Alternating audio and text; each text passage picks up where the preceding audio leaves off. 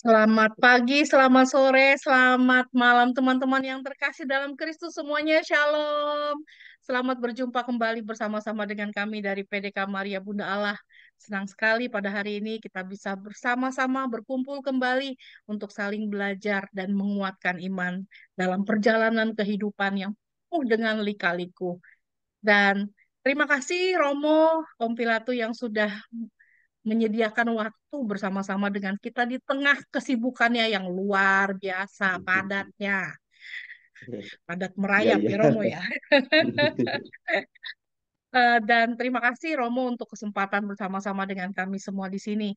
Dan em, hari ini topiknya amat sangat menarik, terutama buat kita-kita nih yang aktif di pelayanan, ya, yang merasa aktif di pelayanan, kita mau diingatkan oleh Tuhan untuk selalu berfokus kepada Dia dan bukan berfokus pada pelayanan kita, tapi kita terus mau berfokus kepada Tuhan. Dan tema kali ini adalah rendah hatikah saya. Ya, bukan rendah hatilah kamu, tapi rendah hatikah saya. Jadi kita akan merefleksikan ke dalam kehidupan kita. Apa makna kehidupan kita dan apa makna pelayanan kita? Apakah yang kita kerjakan sungguh untuk Tuhan, sungguh untuk kemuliaan Tuhankah? Ataukah kita ada embel-embel di belakang kenapa kita melayani Tuhan? Dan sebelum kita mulai acara kita pada hari ini, uh, kita akan undang kehadiran Roh Kudus di tengah-tengah kita. Kita mau bersama-sama berdoa bersama untuk semua teman-teman yang hadir di sini dan teman-teman yang akan menonton dari lahan channel PDK Maria Bunda Allah. Dan seperti biasa, saya Riana Atmaja yang akan memandu acara ini ditemani oleh my partner in crime, sometimes partner in Christ, Andy Tirta. Baik, kita akan bersama-sama berdoa bersama dalam nama Bapa dan Putra dan Roh Kudus. Amin. Allah Bapa yang Maha Kasih, kami bersyukur dan berterima kasih kepadamu Bapa. Untuk kesempatan pada hari ini kami boleh berkumpul kembali, boleh bersama-sama Bapa untuk memperdalam iman kami, untuk boleh merefleksikan diri kami Bapa, betapa Engkau sungguh mencintai kami. Betapa banyak Bapa berkat-berkat yang sudah kami terima daripadamu Bapa seumur hidup kami. Dan begitu banyak Bapa, begitu banyaknya cintamu, kasihmu, penyertaanmu, perlindunganmu yang Engkau berikan kepada kami. Sungguh luar biasa cintamu Bapa kepada kami. Dan Bapa yang Maha Kasih, kami datang ke hadiratmu Bapa. Kami bersyukur untuk kesempatan pada hari ini. Kami boleh berkumpul kembali untuk belajar bersama apa makna pelayanan kami. Sudah rendah hatikah kami dalam melayani Engkau Bapa. Kami mau merefleksikan bersama Bapa apa motivasi pelayanan kami, mengapa kami mengerjakan semua ini. Dan Bapa kami percaya, kalau kami bekerja Bapa, karena kami terlebih dahulu sudah menerima cintamu yang begitu besar, dan kami mau memberikan sedikit dari apa yang kami miliki Bapa, terutama waktu, harta, kepintaran, talenta yang Engkau percayakan kepada kami, untuk kami kembalikan, untuk melayani Engkau, untuk kemuliaan dan kebesaran namamu Bapa. Ingatkan kami ketika kami lupa kalau kami hanyalah seekor keledai.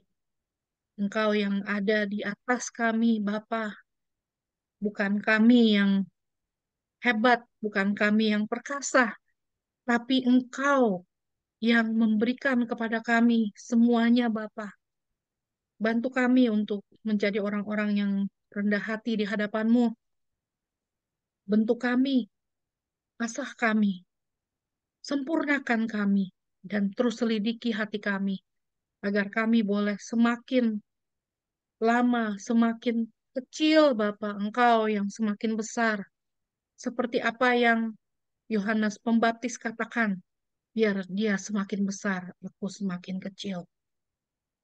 Dan lewat perenungan hari ini Bapa, ajari kami untuk selalu percaya dan setia kepadamu dengan apapun yang Engkau percayakan kepada kami. Kami persembahkan Bapa pembicaraan kami 60-90 menit ke depan ke dalam tangan kasih-Mu Bapa, dengan perantaraan Yesus Kristus Putramu yang tunggal. Biarlah Engkau urapi dan Engkau lindungi, Kau utus Roh Kudus-Mu untuk melindungi Romo Ompi, agar kiranya apapun yang Romo sharingkan kepada kami hari ini boleh sungguh berasal daripadamu dan boleh menguatkan hati kami dan mengingatkan kami untuk terus kembali ke hatimu, kembali ke hatimu pada saat kami lemah, kami lupa, dan kami merasa tidak bisa berbuat apa-apa. Semua doa kami, seluruh acara kami persembahkan kepadamu dengan perantaraan Yesus Kristus Putramu yang tunggal, Tuhan dan pengantara kami. Amin. Dalam Amin. Bapa dan Putra dan Roh Kudus. Amin. Amin. Wah, baru kelihatan Romo. Ya, Baik, Romo. saya Silakan, tadi. Romo. Hmm. Oh, sebelum eh, kita mulai percakapan kita, Romo. Em, Tadi pagi saya sempat, kita biasa tiap pagi pasti kita berdoa bersama ya.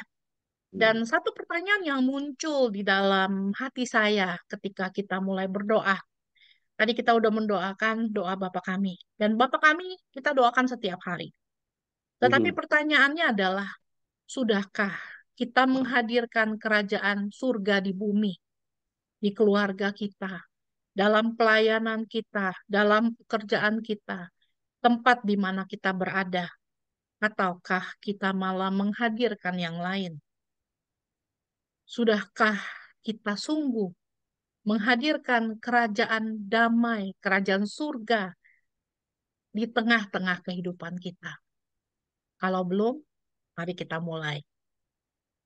Dan ketika kita mengalami satu peristiwa dalam kehidupan kita, apakah kita menjadi orang-orang yang reaktif?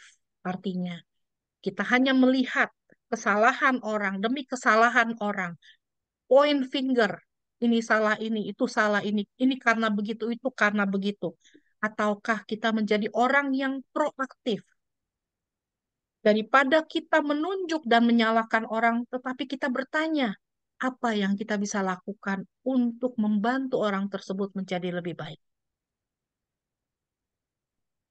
Jadi dua em, apa namanya refleksi yang saya dapat tadi pagi dan semalam, bagaimana kita menghadapi permasalahan dalam kehidupan kita. Bagaimana kita melayani Tuhan. Sudahkah kita membawa damai kepada sesama kita dalam melayani Tuhan? Ataukah kita lebih mudah untuk menghakimi orang lain dan kita bukannya membantu orang lain untuk menjadi lebih baik? Baik, saya akan berikan uh, waktu untuk Romo Umpi. Silakan Romo.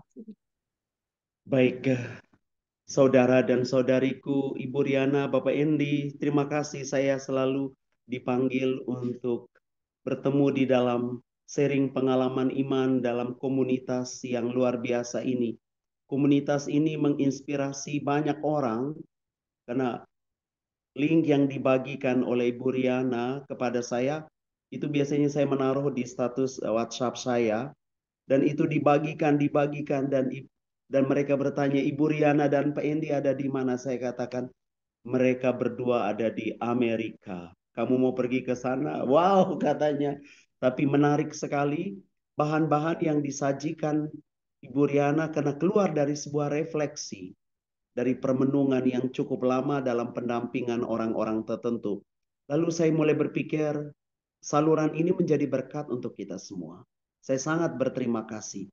Karena itu, Ibu Riana, Pak Endi, saudara-saudariku, sahabat-sahabat Tuhan, para pelayan Tuhan, hari ini saya membawakan satu renungan yang tadi dikatakan cukup berat. Ya, saya merasa ini cukup berat.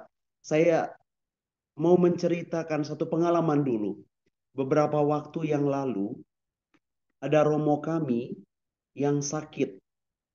Romo itu sakit dan dia seusia saya. Jadi seusia saya juga seangkatan dengan saya. Tapi tiba-tiba beliau dibawa ke rumah sakit karena pada saat pekan suci Holy Week waktu Easter itu, dia tidak bisa melayani karena luar biasa sesak dan dia harus masuk rumah sakit. Waktu saya bertemu dengan beliau, saya katakan, saudara, seharusnya engkau berdiri di depan memimpin jemaat sekarang, memimpin umat untuk mengalami kebangkitan Kristus. Tapi kamu ada di sini. Tapi saya katakan, hayatilah apa yang sedang kau alami sekarang. Lalu akhirnya dia dirawat di rumah sakit yang lebih besar, lebih canggih, lebih baik. Lalu ditemukan ternyata fungsi jantungnya tinggal 25%. Mengerikan. Dan saya lalu teringat akan satu kisah ketika beberapa umat kelompok doa pergi mengunjungi Romo ini. Pada saat mereka mengunjungi paroki, Romo ini bekerja sangat berat dan dia bekerja luar biasa, kerja fisik maksud saya. Lalu salah seorang para pelayan Tuhan itu berkata kepada saya, Romo, mungkin Romo ini terlalu banyak bekerja fisik sehingga kehidupannya merosot secara rohani. Kita biasanya karena ada banyak kelelahan, kita mulai bekerja fisik, bekerja apa saja di luar kemampuan kita. Akhirnya benar-benar mengalami kemerosotan. Kemerosotan kesehatan, kemerosotan secara rohani. Maka ketika kemarin saya mendengar dari Bapak Uskup saya bahwa dia akan dipulangkan dan akan diistirahatkan dan akan tinggal menunggu waktu saja akan kematian. Terus saya katakan, Tuhan, semoga Engkau mengembalikan apa yang merosot pada jiwanya. Terutama dia diberi kesempatan untuk memperbaiki kehidupan rohaninya. Mungkin itu kita ya kita makin usia mulai merosot keadaan fisik lahiriah kita, tetapi yang tidak boleh merosot keadaan rohani kita yang ada di dalam jiwa kita. Karena itu, saudara-saudariku, sahabat pelayan Tuhan, saat ini mungkin kita sedang dalam kebimbangan, entah meneruskan pelayanan sebagai murid Tuhan atau berhenti di sini menjadi seorang murid Tuhan yang biasa-biasa saja. Tidak perlu luar biasa. Tapi mungkin kita juga kadang-kadang sedang bad mood, merasa pelayanan kita tawar hati, kecewa, kesal karena penghinaan yang kita alami. Misalnya, ya, Ibu Riana banyak memberikan pengajaran, tapi ada satu, kalau iblis bekerja di dalam diri orang tertentu, ada pengajarannya gitu-gitu aja. Dan membuat kita bad mood. Ini penghinaan. Lalu kurangnya, jadi seperti itu, kurangnya penghargaan, kurangnya pujian yang seharusnya kita dapatkan dari pengorbanan kita. Dan mungkin kita saat ini sedang tidak baik-baik saja. Namun harus terus ditantang untuk melayani di tengah dunia penuh kekecewaan. Mari kita bersama merenungkan firman Tuhan. Saya selalu ingat ini. Kalau saya pergi pelayanan, dan biasanya saya memang pergi pelayanan di seluruh paroki di Kuskupan ini. Untuk membantu pertumbuhan iman dan untuk membantu orang hidup di dalam iman lebih baik. Dan Bapak Uskup saya memang mempercayakan tugas itu. Dan ketika saya pergi ke paroki-paroki, misalnya sambutannya, biasanya kalau pertama kali saya pergi di paroki itu, sambutannya biasa-biasa. Kalau kali kedua lebih baik. Mungkin mereka kena mendengar dari orang, mungkin akhirnya mereka datang. Biasanya pertama-pertama, kata mereka, biasa saja katanya pertama. Tapi kalau biasanya pertemuan kedua akan jauh lebih banyak orang. Ini yang luar biasa. Dan biasanya yang pertama, waduh, saya mengharapkan banyak orang yang tetapi kok tiba-tiba seperti itu. Kadang-kadang seperti itu, merasa bad mood dengan pelayanan. Baik, ketika saya membaca perikop Injil Matius 7 tentang khotbah di bukit, pengajaran Yesus yang berkaitan dengan pengajaran sesat dan ajaran palsu. Saya agak terkejut mendengar pengajaran itu, karena Yesus berkata, bukan setiap orang yang berseru, Tuhan, Tuhan akan masuk surga. Bukan orang yang bernubuat demi namaku, mengusir setan demi namaku, mengadakan mujizat demi namaku, akan masuk dalam persekutuan dengan dia. Kata Yesus, tidak. Mungkin kita juga sedang merasa melayani Tuhan. Kita menjadi pembawa seminar rohani, pelayan retret, pendoa syafaat, pelayan persekutuan doa, akolit, atau prodiakon, apakah kita benar-benar melayani Tuhan? Atau melayani ego kita, kepuasan kita? Kadang-kadang kita memang sibuk. Sibuk karena pelayanan kita untuk sesama. Namun kadang-kadang kesibukan itu adalah pelarian. Running. Escape gitu. Kita running. Running dari sesuatu yang kurang kita dapatkan di rumah dalam kehidupan kita. Atau kita kurang dapatkan itu dari orang-orang terdekat. Contoh, saya melihat, saya pergi pelayanan. Tapi jangan-jangan saya mau mencari pujian. Supaya saya dihargai. Ompi luar biasa. Kadang-kadang itu ya, yang tidak saya dapatkan dari dalam diri saya. Karena kita ini menjadi batu sandungan. Saya apresiasi dengan pengantar yang diberikan oleh Ibu Riana. Saya selalu melihat ke dalam diri. Dan saya melihat, Tuhan, saya semoga tidak menjadi batu sandungan. Jika demikian, kalau kita demikian, kita akan merasa menjadi sasaran dan serangan iblis yang menimbulkan ini luar biasa. Kematian secara rohani. Tadi kita doa Salam Maria.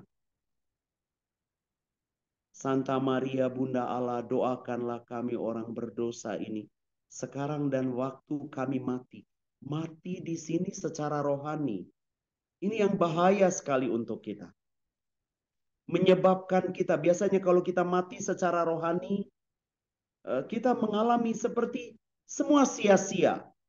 Rasul Paulus juga pernah keluhkan itu di Galatia dalam suratnya, bab 4 ayat 11. Dia bilang, aku khawatir usahaku untuk kamu terasa sia-sia. Merasa jauh dari Allah. Jadi, merasa tawar hati, tawar hambar, tidak ada rasa. Tidak ada spicy. Seperti itu. Ketika saya membaca Mazmur 69 ayat 33, menarik sekali. Bersukacitalah kamu yang mencari Allah. Biarkan hatimu hidup kembali. Ibu Riana, Bapak Endi, dan sahabat-sahabat Tuhan, berarti hati kita bisa mati. Maka dikatakan, semua orang yang mencari Allah, hatinya akan hidup kembali. Mati secara rohani, membuka peluang hidup kita. Ini yang kata Yesus kepada Santa Faustina. Kita kehilangan harapan, kita putus asa. Maka ketika saya berdoa koronka untuk semua orang, saya hanya berdoa ini, Tuhan beri mereka pengharapan. Satu waktu ketika saya memimpin misa di katedral di Ruteng, karena saya memang diberi tugas untuk itu, saya ingat betul ada seorang umat masuk pada perayaan Ekaristi pada saat ofertorium. Ini saya katakan, Tuhan, orang itu masuk pada saat ofertorium, ada apa? Terus saya melihat waktu misa, dia duduk sepanjang misa. Dan saya akhirnya menghadap ke tabernakel, saya katakan, Tuhan, mengapa dia duduk sepanjang misa? Ada apa? Saya bertanya-tanya. Tapi saya berdoa memohon penyilihan atas dosanya. Ternyata orang ini memang hidup tanpa pengharapan. Sudah kehilangan harapan. Dia merasa semua tidak penting, sia-sia. Tentu ketika kita merasakan seperti ini, ada banyak pemberontakan, ada banyak perasaan penuh kemarahan kepada Tuhan dan sesama. Banyak dari antara kita ingin kekristenan yang manis, menjadi Katolik yang manis-manis saja, penuh penghiburan tanpa penderitaan. Maka kita mendengar sekarang ada banyak gereja zaman modern itu gereja prosperity, gereja kemakmuran yang menawarkan kenyamanan, hal praktis, instan. Sebisa-bisanya menghindari penderitaan. Ini banyak khotbah-khotbah yang atraktif. kepada kemakmuran. Banyak orang memuji Tuhan saat hidupnya berkelimpahan, saat semuanya baik. Namun ada sedikit yang tetap memuji Tuhan saat hidupnya runtuh. Ini Gereja Katolik menawarkan sesuatu yang lain untuk memuji Tuhan di saat suka dan duka, di saat hidup itu runtuh berantakan, saat harapan hancur, saat doa-doa kita belum dijawab oleh Tuhan. Apakah kita masih bersujud di depan Tuhan, di depan sakramen Maha Kudus? Baik. Kesetiaan dan ketaatan pada kehendak Tuhan justru dibuktikan saat hidup kita penuh salib, kegelapan dalam hidup. Saya selalu ingat akan Bunda Maria. Bunda Maria yang berdiri di bawah salib itu guru yang terbaik. Sungguh, dia adalah murid Tuhan yang terbaik. Dia tetap berdiri di bawah salib. Dia hadir ketika Yesus putranya disalib, disiksa. Tidak ada keluh kesah. Maria berdiri dengan ketaatan total dan tegar. Mari perhatikan, Bunda Maria tidak paham semua rencana Allah. Tapi Bunda Maria setia. Ketika banyak hal tidak dipahami, tidak dimengerti oleh akal dan penalaran kita. Ini Maria tidak minta penjelasan. Kita suka di sini minta penjelasan.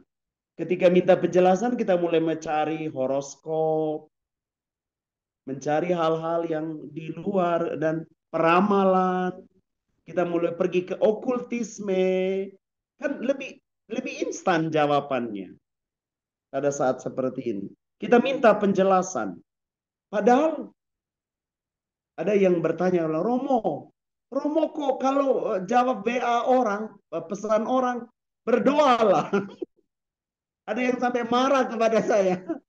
Romo kok menyuruh kita berdoa terus. Bosan jawabannya. Tapi saya kok mau terus. Saya merasa lucu. Jadi banyak orang berkata, kenapa Romo tidak memberi jawaban? Perhatikan, hidup kita itu misteri. Seperti Tuhan, kadang ada hal yang tidak bisa dijelaskan. Dijelaskan. Sama, kalau Yesus ada di dalam Ekaristi, apakah kita selalu harus minta penjelasan? Misteri. Tapi dia ada. Ketika saya membaca mujizat Ekaristi, ada beberapa mujizat Ekaristi menyimpulkan bahwa darah yang keluar dari mujizat itu adalah darah yang keluar dari miokandria. Miokandria itu otot kiri dari jantung kita. Itu ternyata fungsinya untuk memompa darah ke seluruh tubuh. Maka saya mulai mengerti. Dari semua mujizat itu golongan darahnya AB. Golongan darah AB adalah golongan darah yang menerima semua transfusi darah. Dan Yesus rupanya memiliki golongan darah AB dan dia menerima semua darah yang tidak baik dalam hidup kita dan menyembuhkan kita melalui Ekaristi. Dia memompa darahnya ke darah kita yang tidak baik. Darah kita yang buruk itu dan dia menjadikan kita menjadi baru di dalam kasih karena Ekaristi. Ini dari mujizat penelitian sains. Maka saya mulai berpikir, ini dapat dijelaskan. Tapi ada hal-hal yang tidak dapat dijelaskan. Ya. Mengapa Maria berkata, jadilah padaku menurut kehendakmu, perkataanmu. Ini karena kesetiaan dan ketaatan Maria. Ketaatan itu bersumber dari mana? Kerendahan hati. Kerendahan hati. Kerendahan hati membuka banyak pintu rahmat supaya kita tumbuh dan berkobar-kobar dalam pelayanan. Ini penting untuknya, sangat penting. Kerendahan hati tidak bisa dipandang sebagai kelemahan. Orang yang rendah hati orang lemah. No. Tidak bisa dikatakan orang yang rendah hati sebagai orang lemah. Tidak. Saya ingatkan kita. Yesus rela meninggalkan kealahan, menanggung kelemahan manusia. Dia rela membungkuk semata-mata agar manusia hidup dalam kebahagiaan. Hanya orang yang rendah hati memiliki hati yang kuat. Jadi Bapak Endi dan Ibu Riana, sahabat-sahabat Tuhan, kalau hatimu mau jadi kuat, ini kuncinya, rendah hati.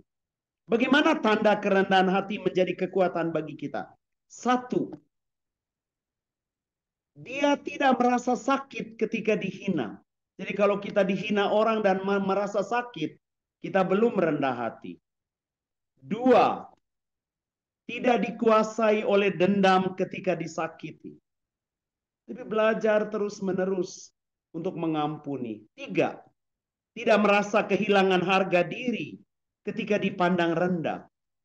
Ini sangat penting. Keutamaan menjadi pengikut Kristus terletak pada kerendahan hati. Lihat, para rasul Yesus, 12 rasul Yesus itu. Ketika mereka dihina, atau seperti sekarang, dia orang-orang Kristen itu menyembah Tuhan yang tersalibkan. Penghinaan. Tapi para rasul mengalami sukacita karena penghinaan, karena Kristus. Berbahagialah orang yang dihina, difitnahkan segala yang jahat. Karena namaku, dia akan menjadi bagian dari kerajaan. Ini luar biasa. Dalam hidup, saya sebagai pastor, pelayan Tuhan, dan sesama, benar-benar saya temukan ini. Kerendahan hati itu adalah harus sebuah sekolah iman, kata Paus Fransiskus. Mendiang Paus Fransiskus. Sebuah perjalanan sehari-hari yang ditandai dengan penderitaan, kasih, pencobaan hidup, dan kesetiaan. Kerendahan hati adalah tiang penopang untuk bertahan. Ada beberapa di antaranya yang saya alami. Saya bertahan dalam semangat kerendahan hati, itu berdasarkan khotbah dari Pope Francis dalam homilinya 22 Februari 2014.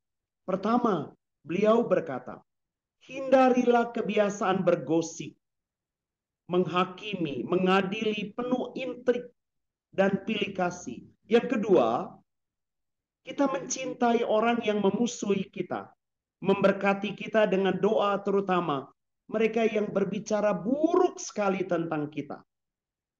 Lalu yang ketiga, sambut mereka dengan senyuman. Bahkan kita diundang untuk tersenyum kepada mereka yang tidak layak menerima senyuman kita. Ini jalan kecil dari Santa Teresia kanak-kanak Yesus.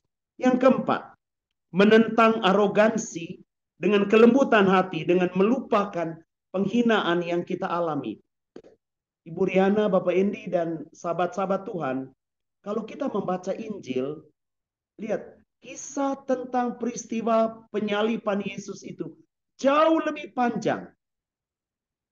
Dan di dalamnya penuh dengan penghinaan. Ini menarik untuk kita baca dan coba kita lihat kembali. Apakah penghinaan itu dibalas kembali oleh Yesus? Sama sekali tidak. Sama sekali tidak. Penghinaan itu memang rupanya latihan yang terbaik supaya kita bertumbuh di dalam cinta. Ketika kita rendah hati, meskipun orang menghina kita, kita tetap bertahan untuk tetap melayani, untuk tetap mengabdi, untuk melayani Tuhan dan sesama. Baik, terasa begitu berat menjadi rendah hati. Namun kita belajar untuk memanggil nama Tuhan dan letakkan dasar hidup di atas Dia. Kalau kita baca Filipi bab 2 ayat 6 sampai 7, yang walaupun dalam rupa Allah tidak menganggap kesetaraan dengan Allah itu sebagai milik yang harus dipertahankan, melainkan telah mengosongkan dirinya. Dia mengambil rupa seorang hamba, menjadi sama dengan manusia. Terima kasih Pak Endi dan Ibu Riana, terima kasih. Kurang lebih itu yang bisa saya bagikan. Dan ketika saya memberikan pengajaran ini, saya ingat di dalam memori, kita punya memori itu, saya ingat betul beberapa penghinaan yang sulit, kadang-kadang sulit kita lupakan. Dan bagaimana caranya untuk bisa overcome, untuk melatih kita mengatasi ini? Ternyata memori kita harus didoakan. Memori kita. Kita minta Roh Kudus untuk menghapus memori-memori pahit. Dari riset para ahli, ternyata neurotransmitter di dalam otak kita itu, kalau kita terus berpikir-pikir tentang hal yang baik, hal-hal yang tidak baik, kata ini kata para ahli menimbulkan sistem kekebalan tubuh kita akan turun. Jadi autoimun, penyakit-penyakit yang menyebabkan autoimun, penyakit itu banyak bersumber dari pengalaman-pengalaman penghinaan yang mengacaukan jiwa kita. Tapi kalau kita lebih tenang menghadapinya, kita akan menjadi lebih baik. Kemarin, waktu pergi pelayanan ke satu pedalaman di paroki, saya bertemu dengan seorang ibu yang ada kanker mame di kiri. Dia, karena saya masih berdoa rosari, dia duduk di samping saya, dia bilang, bolehkah Romo mendoakan saya? Saya katakan, oke. Dan bilang, Romo pernah datang beberapa tahun lalu untuk memberikan pengajaran, dan waktu pengajaran itu Romo berkata ada 3 orang di sini yang kena kanker dan itu ada hubungannya dengan kepahitan dengan suami, dan dia memang akhirnya dioperasi tapi dia pulih kembali. Apa yang saya ajarkan pada saat itu, saya katakan, ibu, mari belajar untuk membuang penghinaan-penghinaan yang engkau rekam di dalam otakmu. Membuang penghinaan, melepaskan semua yang pahit dari penghinaan yang engkau alami.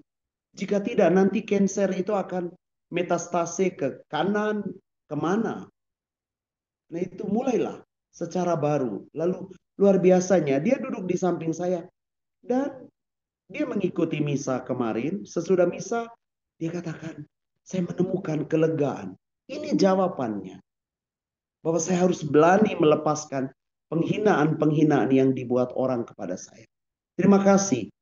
Tuhan Yesus memberkati. Ya. Ya, terima kasih Romo. Akhirnya, saya tutup dari Filipi 4 ayat 8. Jadi akhirnya saudara-saudara, semua yang benar, semua yang mulia, semua yang adil, semua yang suci, semua yang manis, semua yang sedap didengar, semua yang disebut kebajikan dan patut dipuji. Pikirkanlah semuanya itu. Nah, Jadi, pikiran yang positif. sih. Ketika kita melakukan sesuatu, ketika kita melakukannya dengan itikat baik, sesuatu yang baik, sesuatu yang positif. Kita tanamkan terus di dalam hati kita, di dalam otak kita. Hasilnya semua akan baik. Itu ya, akan membawa damai, Betul. sejahtera, dan sukacita di dalam hati kita. Jadi sebelum mulai pelayanan, teman-teman, oke, dibaca Filipi 4 ayat 8. Ya, supaya semua pelayanan kita semua berjalan dengan baik karena semua mulai dari kita. Kalau kita nggak mulai dari sesuatu yang baik, nanti pelayanan kita jadi berantakan karena fokusnya jadi bercabang-cabang. Entah itu, jangan pikir kita pelayanan tuh hanya melulu di gereja loh. Pelayanan yang utama dan pertama dalam keluarga. Keluarga. Oke, dalam keluarga. Oh. Oke, jadi kalau suami udah mulai komplain lapar, nah tahu berarti istrinya belum masak, gitu ya. Jadi apa namanya? Ya, yang pertama harus kita layani adalah di keluarga kita dulu. Kita sudah melayani di keluarga kita belum? Gitu ya. Kalau rumput di depan berantakan, kita sudah potong belum rumputnya? Kalau rumah kayak kapal pecah, kita udah bantuin beresin belum? Gitu ya. Jadi jangan kita berharap kalau orang lain yang akan mengerjakan. Tadi kan saya waktu waktu pembukaan saya share sesuatu ya. Saya lagi baru mulai pelayanan saya yang baru di Marriage Convalidation, persiapan perkawinan pasangan-pasangan yang entah itu baru merit ataupun sudah merit sudah lama yang mendapat belum ikut uh, belum mendapatkan sakramen perkawinan. Jadi baru pernikahan sipil tapi belum sakramen perkawinan. Jadi saya lagi membantu grup marriage convalidation di paroki saya. Di Indonesia juga saya rasa mungkin ada, pasti ada. Dan di sini kita baru mulai 4 tahun, jadi ini tahun keempat kita melayani dan em, saya dijorokin di ministry ini, Romo. Jadi bukan saya yang mau, saya dijorokin di ministry ini. Karena kenapa? Tuhan yang amat sangat tahu kalau saya juga perlu untuk diproses. Ya, Wow. jadi bukan karena saya yang memilih pelayanan itu, tapi Tuhan yang memilih saya untuk ada di situ. Setiap tahun kita nonton video yang sama. Kita ada 7 video yang kita nonton setiap sesi, setiap tahun. Video yang sama. Tapi setiap kali kita nonton video-video tersebut dan saya kebagian dua. Jadi kita ada 3 pasang di grup tersebut di tim saya. Jadi saya kebagian dua topik dan topik yang setiap tahun saya pasti bawain adalah memperkuat ikatan dalam perkawinan atau strengthen connection.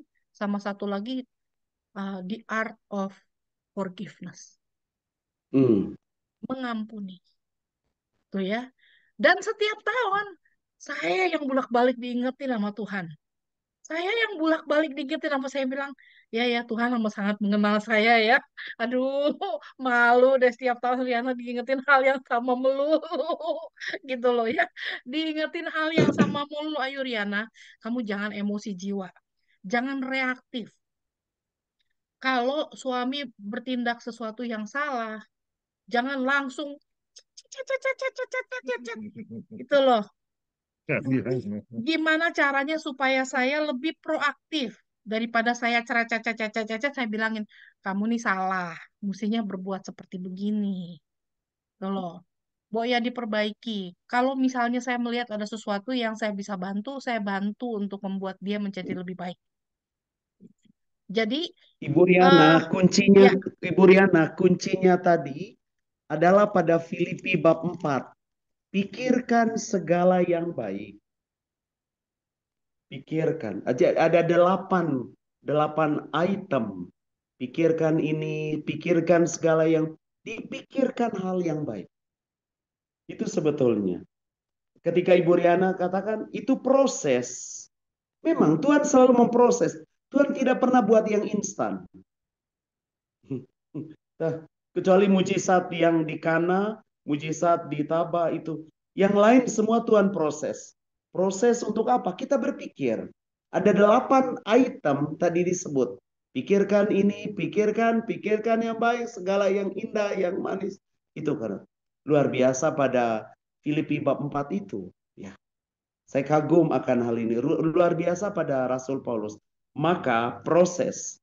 Kata itu tepat. Proses. Saya ingatkan kita, menarik sekali Bu Riana mengangkat ini. Kenapa? Karena kita tidak setia dengan proses.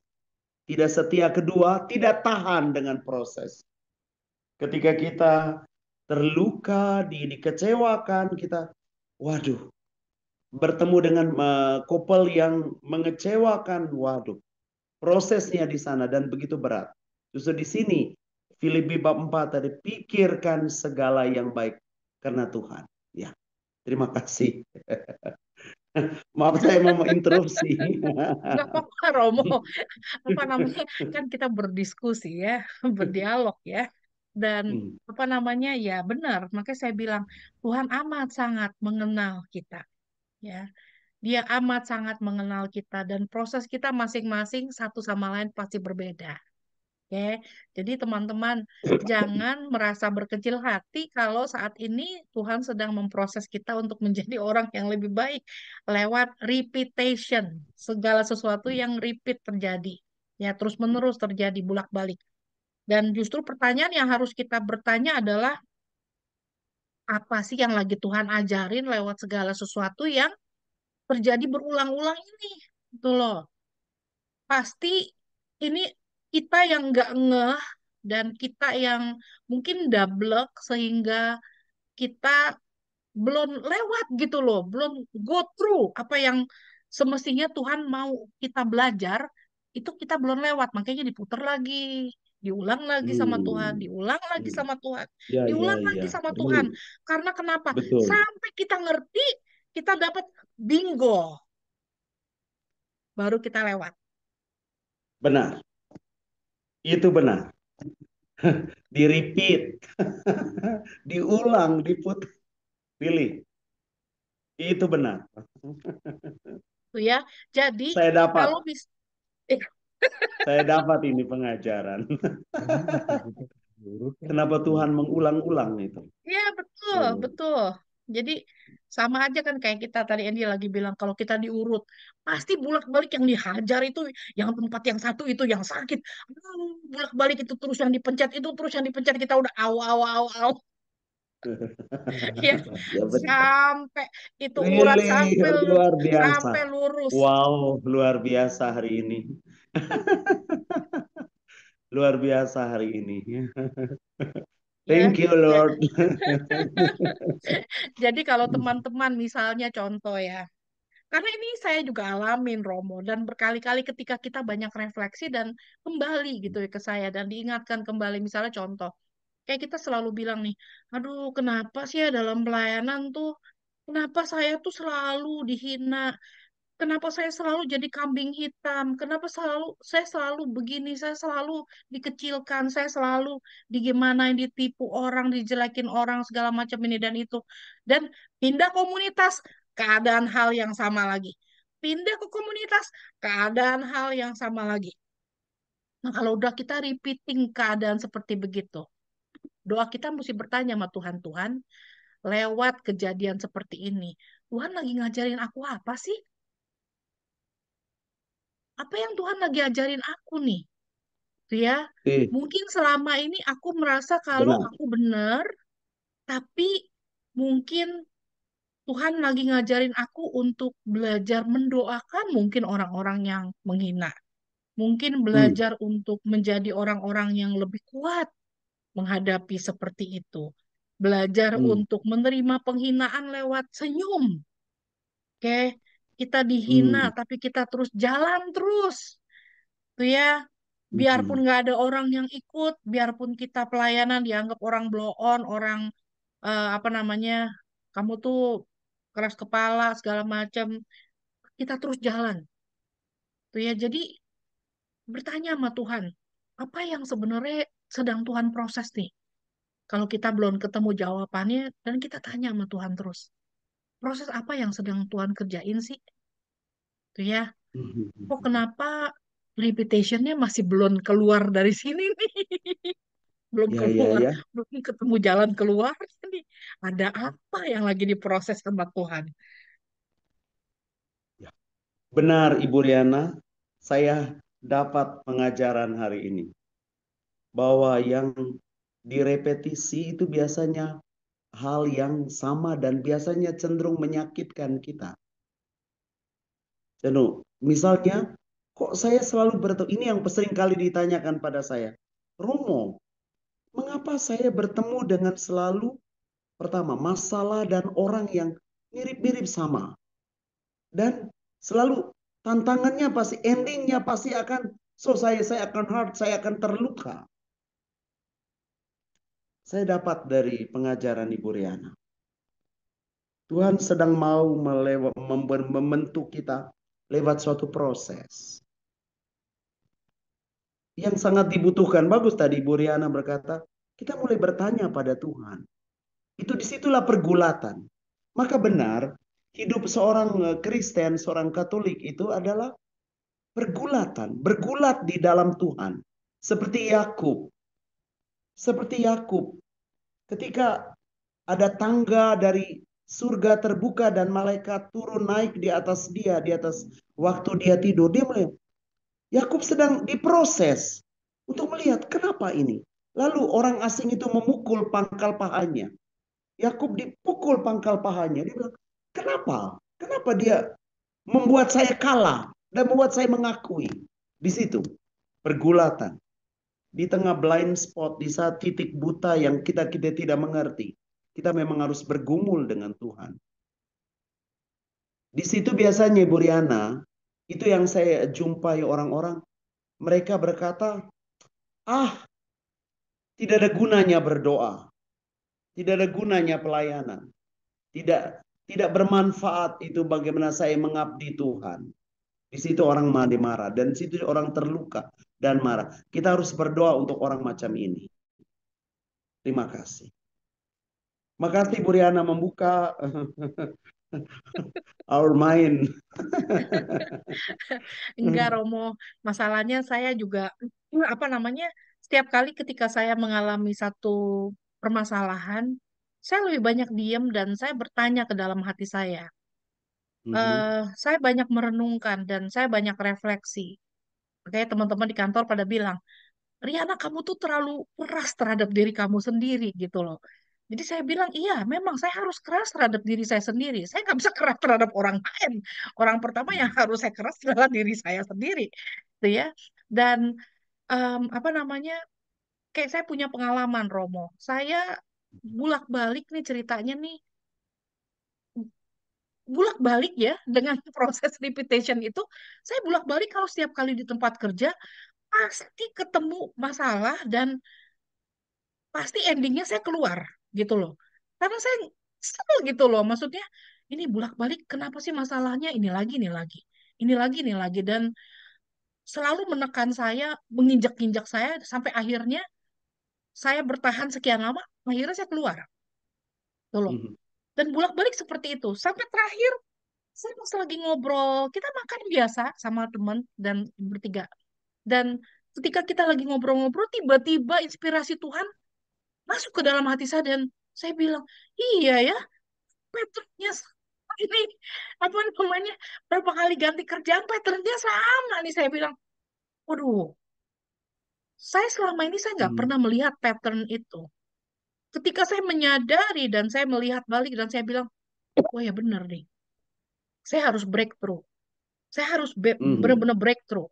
Kalau saya nggak breakthrough, ini patternnya akan terus-terusan putar seperti ini. Jadi saya bilang Tuhan bantu saya untuk bisa breakthrough. Ya, jadi apa namanya, bos saya gencet segimana, apa yang saya lakukan, saya berdoa, saya bilang Tuhan, saya nggak tahu gimana cara untuk saya breakthrough, tapi Tuhan bantu saya, berikan saya rahmat kerendahan hati sehingga saya boleh rendah hati untuk diproses.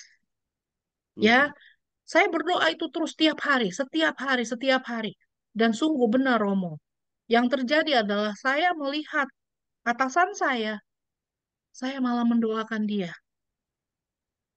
Saya malah mendoakan dia dan saya bilang, apa namanya, Tuhan, tolong bantu dia. Dalam permasalahan dia, pergumulan dia, bantu dia Tuhan. Jadi saya bisa melihat kebaikan dari dia.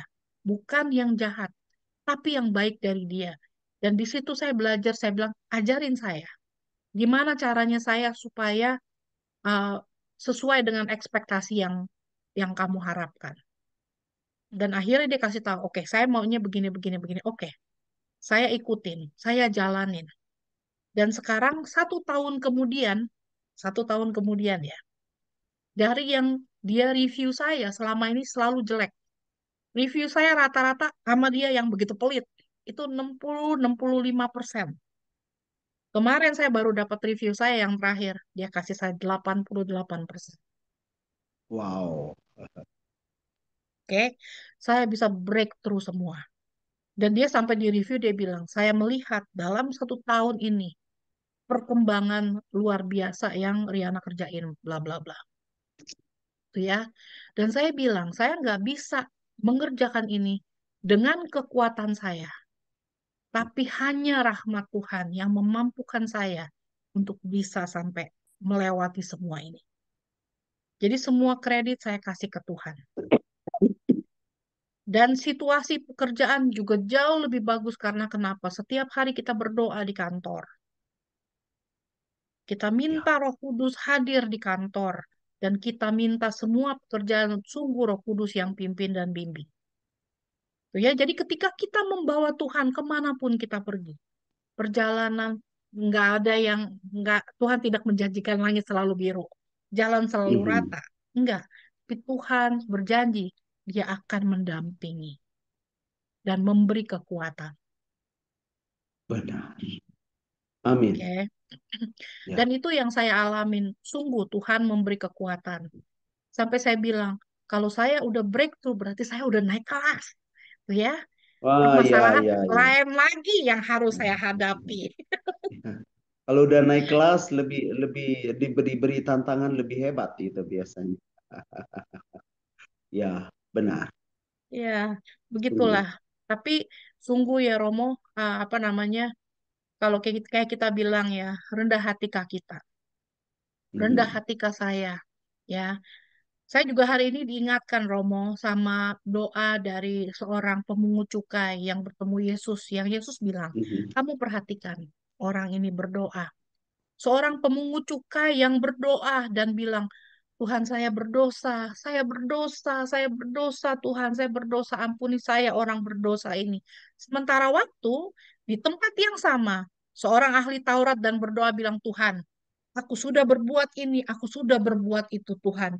Aku sudah berbuat baik, sudah berbuat ini, sudah berbuat itu. Dan Tuhan kau tahu aku baik.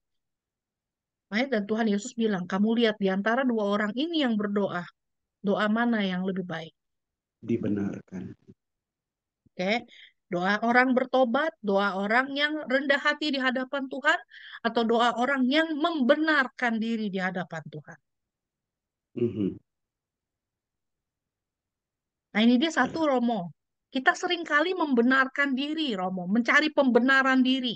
Pembenaran diri. Karena self defense ya itu Ya, biasanya. betul. Oke, karena kita merasa kita benar. Ya. Oke, kita nggak salah. Dia yang salah. Kita benar. Nah, orang-orang seperti ini, Romo. Hmm, apa yang harus kiat-kiat Romo untuk orang-orang yang seperti ini, yang mungkin juga mendengarkan acara ini? Biasanya nanti kalau dibagikan di YouTube akan banyak sekali tanggapan dan WA kepada saya. Saya seringkali bertemu dengan orang yang ya tadi eh, point finger, kita nunjuk-nunjuk orang. Ini begini, begini, begitu. Jari kita menunjuk ke kesalahan orang. Ibu Riana, saya biasanya selama ini menemukan ini bersumber dari pola asuh ayah ibunya, dari parenting ayah ibu, model parenting di rumah, di mana anak-anak yang dibesarkan dalam kebiasaan terus dipersalahkan akan lebih mudah melihat orang lain sebagai bersalah. Maka saya tadi apresiasi dengan pendampingan ministry Ibu Riana untuk family, no, di dalam keluarga kita. Kebiasaan membanding-bandingkan komparasi, lebih ini lebih baik, membanding-bandingkan orang atau mempersalahkan orang, itu adalah sesuatu yang terpola, terpola dari parenting, dari pola asuh orang tua kita dalam pendidikan edukasi keluarga yang kurang mumpuni. Saya menemukan ini dan saya berterima kasih di gereja. Ini makanya gereja perlu sekali pengajaran-pengajaran untuk keluarga. Sangat perlu. Jadi Ibu Riana sudah mengambil setapak kaki, sudah masuk ke dalam kerajaan surga. Karena keluarga harus diselamatkan melalui cara ini. Dalam pola parenting yang lebih baik, artinya lebih kristiani. Saya tertarik, jadi kalau kita membaca Injil, Yesus ketika perempuan yang berdosa dibawa ke rumah Simon, Simon itu, dikatakan, eh, dia Yesus ajak ini, Simon, Simon kau lihat orang dia berdosa. Wih, karena kasih dia ini parenting. Jadi pendidikan dari Yesus sebagai orang tua mendidik orang untuk tidak berhenti melihat kesalahan orang, Bu Riana. Mana ministry untuk keluarga, pendampingan keluarga. So sangat penting di zaman modern ini. Saya kagum dengan Paus Leo 14. Dia berkata keluarga itu menjadi sumber yang baik di dalam ini, penanaman iman dan kehidupan iman itu berkembang. Maka keluarga harus diselamatkan. Keluarga yang artinya suami istri, perempuan dan laki-laki yang satu. Bukan laki-laki dengan laki-laki, perempuan dengan perempuan. No, no. Itu keluarga yang dimaksudkan. Keluarga yang disebut di dalam eh, pengajaran Paus Leo ke-14. Terima kasih, Bu Riana. Ya. Hmm. Iya, Makanya terima kasih Romo. setapak kaki udah masuk kerajaan surga itu. Tarik juga Amin. yang di sebelah. Karena ministry yang baik Diaminin untuk aja keluarga. Romo. Ya. Masih berjuang ya, masih berjuang. Ya. Nah ini ada pertanyaan dari salah satu peserta nih. Halo Romo, apakah semua pelajaran hari ini adalah proses karakter kita untuk menjadi lebih baik, Romo? Pastinya iya ya, Romo ya. Ya. Pasti. Pasti. Membantu kita. Itu tadi, saya ingat Ibu Riana tadi berkata, Ibu Riana diproses melalui sesuatu yang direpetisi, repetition. Sesuatu dan yang direpetisi oleh Tuhan itu lewat cara yang sangat manusiawi dan menyakitkan. Menyakitkan. Ini proses. Jadi setiap kali hal yang menyakitkan ternyata itu untuk tadi bagus sekali solusi yang Ibu Riana tawarkan adalah saya diam. Saya diam. And saya lihat no itu refleksi ke dalam. Itu selalu untuk lihat ke dalam diri, untuk lihat ini yang luar biasa, ini pelajaran. Maka tadi saya dapat pengajaran Ibu Riana. Saya dapat saya tangkap satu kata itu luar biasa. Ya, Tuhan memproses kita lewat lewat hal-hal yang sangat manusiawi dan biasanya sangat membuat kita sakit. Tapi dia biarkan sakit itu untuk apa? Suatu maksud, suatu proses untuk memurnikan kita, untuk melatih kita. So, Ompi, kau lihat ke dalam dirimu. Lihat, saya tertarik dengan nyanyian Ebit G.A.D. Lihatlah ke dalam, telanjang, lihat dirimu, bukan keluar. Supaya berefleksi, lihat. Berarti apa pesannya itu? Mata kontemplatif. Mata yang lebih berefleksi melihat. Seperti Bunda Maria menyimpan perkara itu di dalam. Dia tidak mengerti. Dia simpan perkara itu dan dia renungkan. Seperti yang Ibu Riana katakan. Terima kasih. Hmm.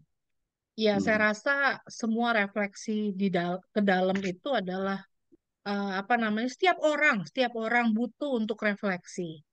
Karenanya kita butuh waktu hening di hadapan Tuhan. Ketika awal hari kita Hmm. hening di hadapan Tuhan, bersyukur kepada Tuhan untuk rahmat hari yang baru.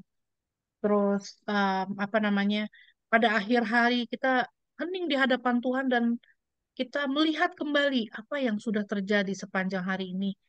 Apa peristiwa-peristiwa yang Tuhan ajarkan. Dan lewat semua kejadian yang ada, Tuhan lagi ngajarin apa, berbuat apa. Jadi apa reaksi kita dan apa tindakan kita? Kita mau bereaksi terhadap situasi yang ada, ataukah kita mau bertindak proaktif terhadap situasi yang ada? Semua adalah pilihan-pilihan yang Tuhan berikan kepada kita. Ya betul, Eh, apa namanya Pak Franz, Tuhan membentuk kita, eh, dia bilang Tuhan memproses kita menjadi lebih baik. Apakah bisa melalui penderitaan yang kita alami? Pasti, Pasti. Itu pasti. pasti. Itu udah pasti. Siapa di sini yang nggak pernah menderita? Ayo angkat tangan. Siapa yang di sini kehidupannya baik-baik saja selama ini? Nggak pernah ada penderitaan. Ayo angkat tangan. Gitu ya. Pasti penderitaan adalah bagian dari kehidupan. Gitu ya. Dan mengikuti Yesus kan artinya ketika kita mengikuti Yesus, kita harus menyangkal diri. Memanggul salib kita setiap hari dan mengikuti Dia. Itu adalah syarat kita mengikuti Yesus. Jadi penderitaan adalah salah satu bagian dari proses yang Tuhan sedang berikan dan Tuhan kerjakan dalam kehidupan kita. Ya, Benar. terus apa namanya satu lagi Romo, poin satu lagi yang saya mau uh, cerita tentang bagaimana kita yang melayani kalau kita menjadi batu sandungan. Nah, banyak sekali orang-orang yang saya melihat, saya perhatiin ya setiap kali kayak kita datang ke satu tempat. Terus apalagi kita ke gereja, wah yang pakai pakai apa namanya yang pakai atribut-atribut di gereja, yang sibuk pelayanan sono pelayanan sini, yang apa namanya aktif lari sono lari sini. Tapi unfortunately nggak semua dari mereka memberi contoh yang baik. Banyak dari mereka yang pelayanan kelihatannya sibuk sono sibuk sini, tapi kelakuan tidak sesuai dengan apa yang mereka percaya. Mhm. Memberi contoh yang nggak baik gitu ya. Justru tukang gosip nomor satu. Hmm. Pelayanan nomor satu, tapi tukang gosip nomor satu juga. Pelayanan nomor satu, tapi di rumah jahatnya luar biasa sama keluarga. Mhm. Nah, terutama sama suami atau istri. Oh, dan sama anak-anak juga. Jadi, apa namanya, pelayanan tapi menjadi batu sandungan. Karena kenapa? Ini orang bilangnya ngakunya sebagai pengikut Yesus. Tapi kelakuannya coba. Mulut comberan, kelakuan seperti begitu. Terus apa namanya, nggak menjadi contoh teladan. Nah, Romo, kita yang masih manusia biasa nih, mau pasti ngelihatnya aja udah gemes kan. Aduh, nih Ya. orang-orang kayak gini melayani kok bikin malu banget gitu loh. Bilang kalau mereka Bible scholar lagi. Bible Mhm. scholar, ahli kitab suci. Tapi kelakuan tidak sesuai dengan kitab suci yang mereka baca dan mereka bagikan kepada Ajarkan. orang-orang. Mhm. Itu loh Romo. Jadi sekarang semoga nggak ada di sini. Kita nggak ada, kita di semua nggak ada yang di sini nggak ada yang kayak begitu. Saya percaya itu kita nggak ada yang seperti itu. Tapi kalau kita sampai lupa dan ternyata salah satu dari orang tersebut adalah kita, gitu ya. Tapi kita nggak sadar untuk berbuat seperti begitu. Mhm. Nah, kalau kayak gitu, Romo, apa yang kita bisa lakukan untuk membantu orang tersebut untuk menjadi, untuk belajar melihat gitu loh. Kalau apa yang mereka lakukan salah apa, kita harus beliin mereka cermin yang gede kah supaya mereka bisa Ya, ngaca. Ibu Riana tadi ya mengangkat satu tema sebetulnya dalam pembicaraan ini. Mengapa itu bisa terjadi? Karena kita memiliki sesuatu ketidaksempurnaan yang kita tidak sadari dan kurangnya keheningan, kurangnya saat hening untuk melihat, untuk introspeksi diri kita, untuk melihat ke dalam diri. Kurangnya keheningan kenapa? Perhatikan, mungkin terlalu banyak luka batin kita yang belum tersembuhkan. Atau luka di dalam main kita yang tidak disembuhkan, belum disembuhkan.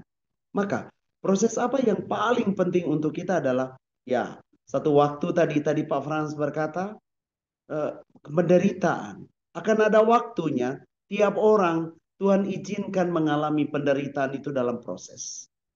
Kalau Ibu Riana diproses melalui pekerjaan bertemu dengan orang-orang yang kurang comfortable dan ketemu lalu akhirnya resign dan segalanya itu kan proses dan sakit luar biasa dan harus kehilangan uang, harus apa, begitu macam harus pindah dan semua tidak nyaman. Dan ini proses yang Tuhan buat.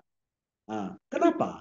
Tuhan mau supaya kita benar-benar ini penting, mengenal ketidaksempurnaan kita. Tuhan benar-benar mengajak kita untuk melihat luka kita dan luka itu harus dibawa kepada Tuhan. Saya selalu ingat akan peristiwa di Kana yang dibuat Yesus mengubah air jadi anggur. Perhatikan, seorang ibu yang penuh kekuatan melihat apa yang kurang. Mereka kehabisan anggur. Sesuatu yang kurang, maka harus dibawa kepada Yesus. Saya ingat selalu dalam Injil itu ada 5 jenis penyakit yang dibawa kepada Yesus. Salah satu di antaranya adalah orang yang dengan penuh luka dalam hidupnya. Luka-luka kita. Jadi contoh, kalau kita sulit mengampuni, mudah marah, reaktif, tadi Ibu Riana berkata, reaktif sekali. Kalau ada sesuatu langsung harus direspon, reaktif. Ini penyakit juga di dalam diri kita. Karena apa? Kurangnya keheningan, kembali lagi. Maka kita diundang untuk bawa itu kepada Yesus. Membawa kepada Yesus. Saya ingatkan kita semua. Saya selalu terinspirasi oleh renungan Padre Pio. Itu ada dua ikan, 5 roti, dan sisanya 12 bakul. Maka angka 5 itu angka-angka kurang. Setiap kita diundang untuk bawa, ketika dibawa kepada Yesus, itu berkelimpahan 12 bakul sisanya. Maka adakah hal yang kurang di dalam diri kita? Contoh, mungkin saya mudah marah, reaktif, tersinggung, atau kurang percaya diri. Maka itu harus dibawa kepada Yesus. Tidak ada pilihan lain. Maka kalau ditanya, Romo bagaimana caranya? Heninglah, bermeditasilah, bacalah kitab suci. Dengarlah pengajaran dari komunitas ini, Ibu Riana yang luar biasa sampai ini. Dengarlah pengajaran itu membantu kita. Tidak berhenti untuk bertanya, dan bertanya terus. No. Mari masuk di dalam komunitas ini, saya yang tawarkan pada itu. Terima kasih. Ya, baik. Terima kasih Romo. Ya, memang semoga kita semua dikuatkan ya Romo ya dalam proses Ya, ini dan semoga kita juga bisa saling menguatkan satu sama lain dalam perjalanan hidup yang tidak mudah ini ya karena hidup itu selalu naik turun. Kita kadang di atas, banyak kan di bawah gitu ya. Dan terkadang kita lupa diri gitu loh. Kita suka lupa kita ada di mana. Dan penting untuk kita selalu menyediakan waktu untuk Tuhan karena Tuhan hanya sejauh doa. Ya, Pak. kita suka lupa untuk memanggil Dia dan bersekutu dengan Dia. Dan apa yang Tuhan mau ajarkan kepada kita hari ini adalah ketika kita harus selalu melekat kepadanya, melekat kepada hatinya. Seperti ranting anggur yang gak akan tumbuh kalau kita tidak menempel pada pokok anggur. Itulah kehidupan kita. Apa yang perlu kita sombongin dalam hidup ini? Karena kita datang telanjang gak bawa apa-apa. Satu hari kita pulang juga kita nggak akan bawa apa-apa. Ya, jadi nggak ada yang sesuatu yang perlu kita sombongin. Semua jabatan, pekerjaan, em, harta yang kita miliki, kepintaran kita, satu hari bisa diambil Tuhan. Dan satu hari kita nggak punya apa-apa. Jadi kita sadari kalau segala sesuatu hanya titipan, hanya sementara. Dan kita mau pakai titipan yang sementara ini untuk kemuliaan Tuhan, untuk kebaikan Amin. buat sesama kita. Semoga kita bisa menjadi berkat untuk semakin banyak orang lewat kehidupan yang Tuhan cahayakan kepada kita. Ya, terima kasih Romo untuk waktunya bersama-sama dengan kita di sini Ya, dan luar biasa. ya, Saya mendapat banyak inspirasi hari ini, insight untuk saya. Saya dapat terima kasih insight. Romo. Saling belajar. Ya, saling belajar ini namanya Romo yang rendah hati, mau berani belajar gitu ya, berani mengakui kalau kita sama-sama masih belajar. Ya. Ya, ya terima Luar kasih biasa. apa namanya? Saya dapat banyak insight, really, saya hari ini. Iya betul. Ya memang banyak orang yang terluka yang sulit untuk mengampuni, cepat marah karena apa namanya? Karena kita bis, karena terlalu banyak luka batin dalam kehidupan kita.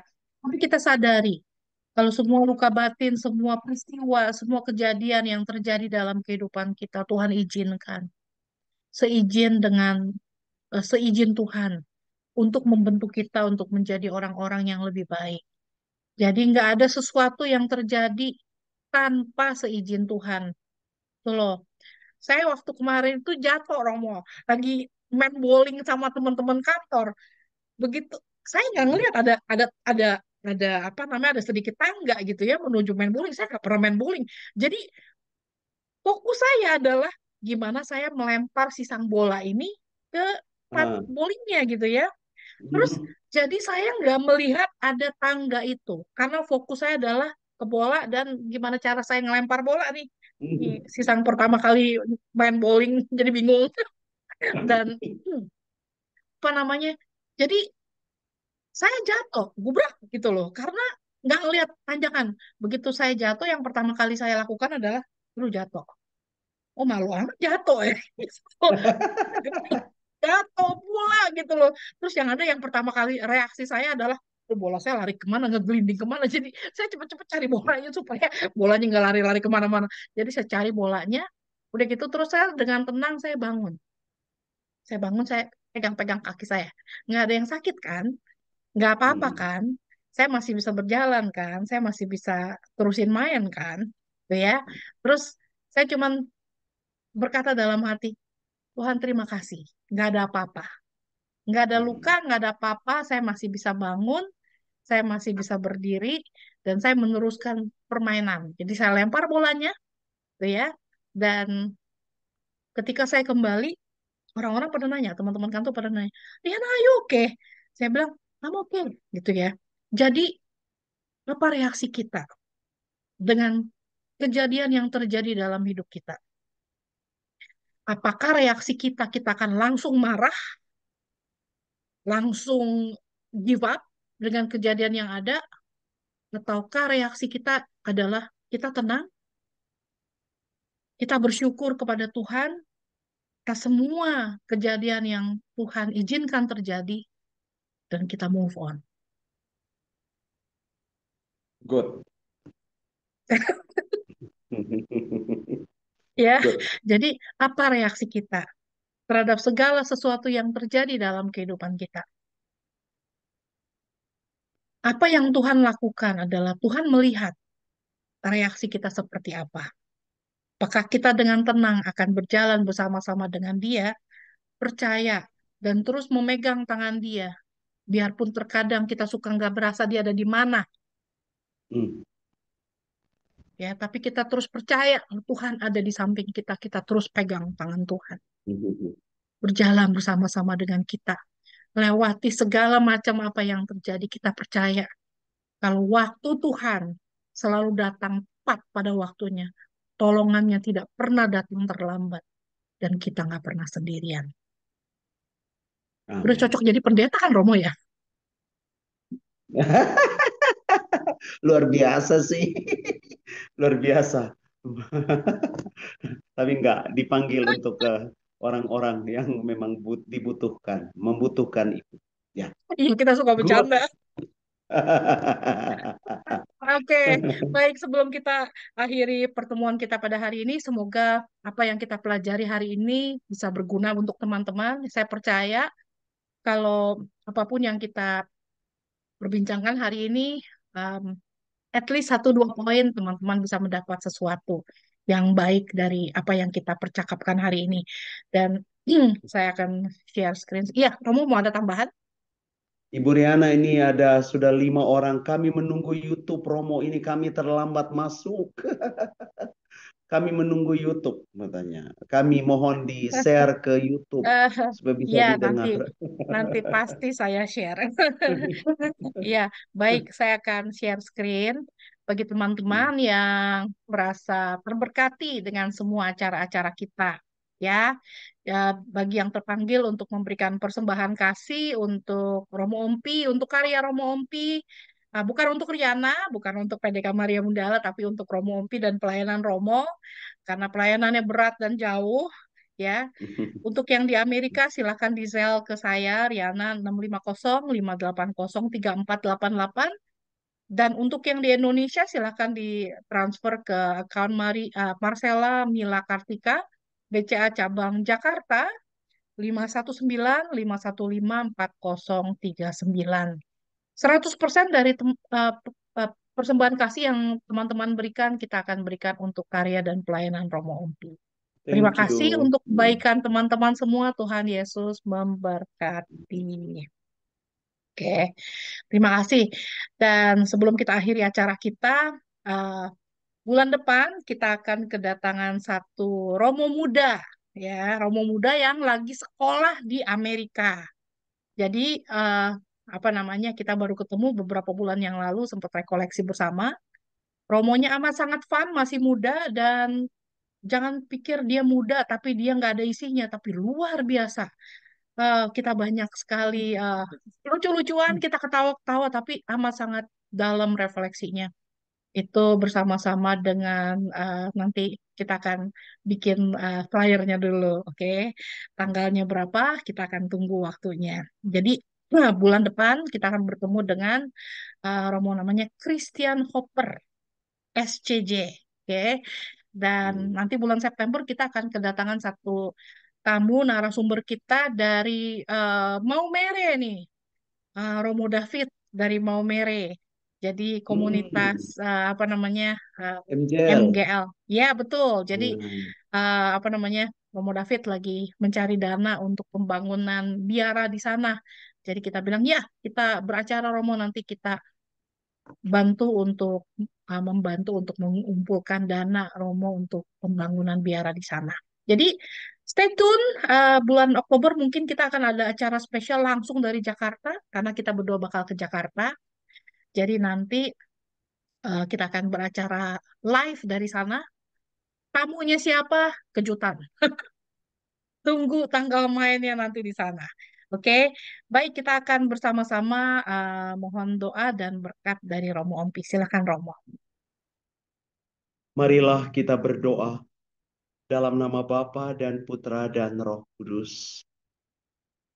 Tuhan Yesus yang lemah lembut dan rendah hati, Engkau hadir di tengah kami, Engkau hadir bersama kami menuntun Ibu Riana dan Bapak Endi dan komunitas ini. Kau memberkati kami semua dengan kekuatan kasih. Alirkan kekuatan berkat itu, dan biarlah meterai rahmat-Mu memenuhi tubuh, jiwa, dan roh kami.